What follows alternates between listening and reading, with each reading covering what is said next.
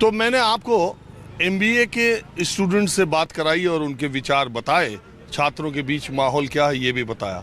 अब मैं arts faculty में आ गया हूँ। बीएचयू के सबसे पुरानी फैकल्टी आर्ट्स फैकल्टी और सबसे बड़ी भी है। और एक बार रोजगार को लेकर जब चर्चा की जाती है तो बहुत कहा जाता है कि टेक्निकल फील्ड के जो लोग हैं वो स्किल्ड होते हैं, उनको नौकरियां ज़्यादा मिल जाती हैं। देश में बेरोजगारी का स्तर जो बढ़ा है वो आर्ट्स यानी मानविकी सब्जेक्ट्स के स्टूडेंट्स ज़्यादा संख्या में निकल रहे हैं। और चूंकि ये स्किल्ड किसी स्पेशलाइज्ड नहीं है तो इसलिए इनके बेरोजगारी का मामला भी सबसे ज़्यादा है। लेकिन दूसरी तरफ अगर आप उच्च शिक्षा में जाएं, शोध की तरफ जाएं, तो ह्यूमैनिटी के सब्जेक्ट्स का अपना एक योगदान है। दुनिया के सारे बड़े विश्वविद्यालयों में ह्यूमैनिटी के सब्जेक्ट्स की मांग और डिमांड और उसमें एडमिशन सबसे ज़्यादा रहता है। लेकिन हमारे भारत में और ख़ासकर उत्तर भारत में अगर आपने कहा कि मैं बीए कर रहा हूँ, मैं एमए कर रहा हूँ, तो लोग समझते हैं कि ये क्या पढ़ रहा है। क्यों? सही बात, आपकी बात बिल्कुल सही है।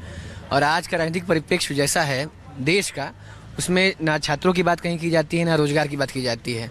आज हमको Guinness book of world record बनाना है तो 1.5 लाख दिया जला करके बनाना है। किसी सरकार ने ये नहीं किया, किसी सरकार की मैं बात कर रहा हूँ अबव द पार्टी लाइन, कि कभी आए या रोजगार की बात करें। रोजगार कहीं भी एक बेसिक फंडामेंटल मैनिफेस्टो में कहीं है ही नहीं। अगर आपने देखा हो एमपी का इलेक्शन देखा हो, सब जगह सब्सिडाइज किया जा रहा है कि लाडली बहन योजना आएगी तो मैं आपको 1500 रुपया दूंगा, 3000 रुपया दूंगा। आप वो अवसर तो पैदा करें कि मैं खुद कमा सकूं, 3000 या 10,000 या 5,000 या 15,000 जो भी हो। लेकिन अगर वो मुद्दा ही नहीं आएगा, वो मुद्दा बनेगा ही नहीं, तो चीज़ें आएंगी नहीं। अभी हमारे विश्वविद्यालय का हाल देखिए कि एक छोटी सी चीज़ के लिए भी आपको यहाँ धरनारत होना पड़ेगा। ना वीसी आपसे मिलने आएंगे, ना डीएसडब्ल्यू आपसे मिलने आएंगे। छात्र संघ को बंद कर दिया गया। आप रोजगार की बात कर रहे हैं, छात्रों की बात कर रहे हैं। छात्रों के पास आज पूरे भारत के विश्वविद्यालय, एक जेएनयू को छोड़ करके, एक डीयू को छोड़ करके भारत के तमाम विश्वविद्यालय, आपने खुद बताया कि आप इलाहाबाद से पढ़े हुए हैं, वहाँ का एक संकलन है कि कमलापति त्रिपाठी जी शिक्षा मंत्री थे और जनेश्वर मिश्रा वहाँ पर शिक्षारत थे, तो उनको आपकी यूनिवर्सिटी ने डिबार कर दिया। तो ये बच्चे गए उनके पास, कमलापति त्रिपाठी के पास, कि सर देखिए हमको डिबार कर दिया गया। तो उन्होंने फ़ोन किया विश्वविद्यालय प्रशासन को इलाहाबाद की, उन्होंने पूछा कि भाई इनको डिबार क्यों किया। तो उन्होंने बताया कि बहुत धरना देता है। तो उनका एक वाक्य था कि भाई धरना नहीं देगा तो नेता कैसे बनेगा, और नेता नहीं बनेगा तो अपने मुद्दों को कैसे रखेगा, छात्रों के मुद्दों को कैसे रखेगा। तो आज तो ऐसा कोई है नहीं यहाँ, चाहे हमारे विश्वविद्यालय में ले लीजिए, चाहे आपके विश्वविद्यालय में ले लीजिए, चाहे तमाम विश्वविद्यालयों में ले लीजिए।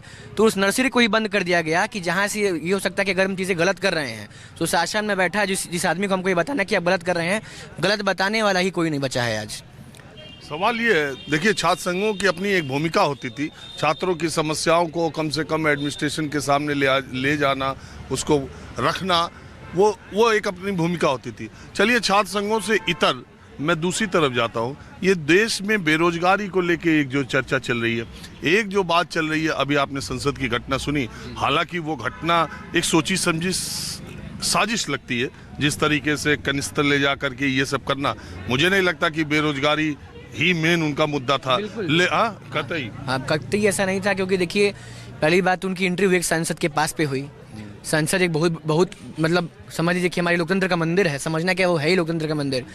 वहाँ पे वो गए और कल 13 दिसंबर के दिन पार्लियामेंट अटैक का वो सब सोची समझी, लेकिन इससे जो बात आई कि बेरोजगार, मैं छात्रों के बीच से हमेशा कार्यक्रम करता हूँ। बेरोजगारी इस देश की समस्या तो है, इस तरह से उठाने का कोई मतलब नहीं है। मैं ये जानना चाहता हूँ कि ये जो बात कही जाती है कि इस वक्त बेरोजगारी का स्तर बहुत ऊंचा बढ़ गया है, वैकेंसीज नहीं आ रही, छात्रों की पढ़ाई लिखाई का, जनसंख्या बहुत तेजी से बढ़ती जा रही है। रिसर्च स्कॉलर्स की जो सीट थी वो 15 साल पहले जो थी वही थी। यूजीज की सीट्स तो बढ़ रही हैं, ऊपर की सीट्स उस रेशियो में नहीं बढ़ रही हैं। स्टूडेंट्स की संख्या बहुत ज़्यादा है। देखिए आज वही तो हमने बताया कि भारत की कहीं किसी भी, चाहे वो देश स्तर की राजनीति हो चाहे राज्य स्तर की राजनीति हो, रोजगार को नेताओं ने कहीं मुद्दा माना ही नहीं है। आप देखिए यहाँ पे कम से कम 1 महीने से बच्चे नेट के, जो बार बार संसद में शशि थरूर ने भी मुद्दा उठाया कि मनरेगा में जो कार्यरत मजदूर हैं उनकी तनख्वाह 10,000 है, लेकिन जो बच्चा नेट की फेलोशिप पा रहा है उसकी स्टाइपेंड 8,000 रुपये है। तो बच्चा रिसर्च कैसे करेगा? अरे तो आप पा रहे हो ना।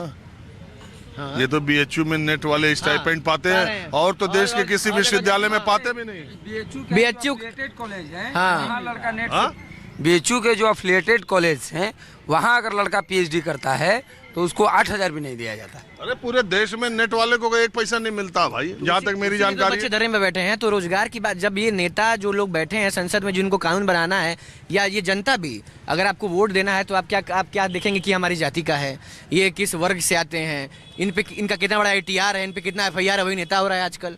तो जब स्टूडेंट भी तो इसी में फंस जाता नहीं, स्टूडेंट भी तो जाति धर्म में फंसता नहीं, छात्र नहीं फंसता है। ऐसा दिखाया जाता है कि छात्र उसी में संलिप्त रहता है, पर छात्र अपनी समस्या, मूलभूत समस्याओं को लेके ही लगातार संघर्षरत रहता है, उसको जान के बांटा जाता है। आपको इसको ये, अच्छा आप क्या करते हैं?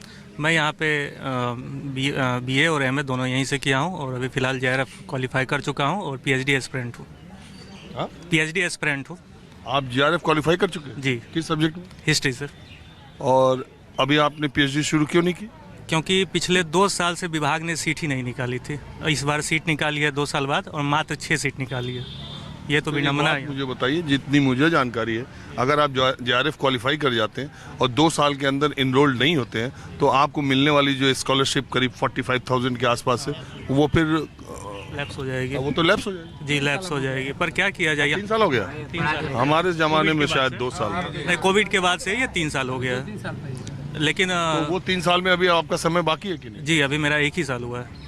और हाँ, लेकिन डिपार्टमेंट का ये ऐसे भी बच्चे हैं जिनका लैप्स हो गया और रजिस्ट्रेशन नहीं हो पाया? बिल्कुल, कई बच्चे हैं। वो लोग भी पिछले कुछ दिनों पहले वो लोग भी धरनारत थे, पर उनका कोई सुना नहीं जा रहा। उनको वापस कहा जा रहा है फिर से आप बैठिए, क्योंकि 30 साल तक ही आप बैठ सकते हैं JRF के लिए। वो भी लैप्स हो जाता है बेचारे का, फिर अपना नेट में जाता है। मेरे दर्शक गांव देहात के भी होते हैं, तो मैं बीच बीच में उन्हें बताता भी रहता हूं कि मैं बात किस चीज़ की कर रहा हूं। दरअसल भारत में उच्च शिक्षा, यानी आप किसी सब्जेक्ट में, खास करके आर्ट्स के सब्जेक्ट जो है उसमें, और साइंस स्ट्रीम के, मानो मास्टर्स के बाद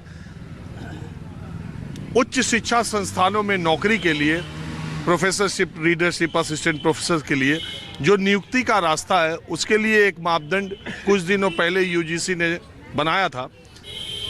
उसको भी कई दशक हो गए कि आपको JRF एक कंपटीशन होगा, नेट JRF उसको बोलते हैं, जूनियर रिसर्च फेलोशिप, तो उसको क्वालिफाई करना पड़ेगा। हर सब्जेक्ट का अलग अलग होता है, हर बार सीट अलग अलग होती है, और लड़के उसका एंट्रेंस एग्ज़ाम पूरे देश के देते हैं। एक ही परीक्षा होती है पूरे देश की। उसमें जिनकी मेरिट अपने सब्जेक्ट में हायर होती है, उनको 45,000 रुपये प्रतिमाह के आसपास स्टाइपेंड मिलता है, स्कॉलरशिप मिलती है, इतनी ना।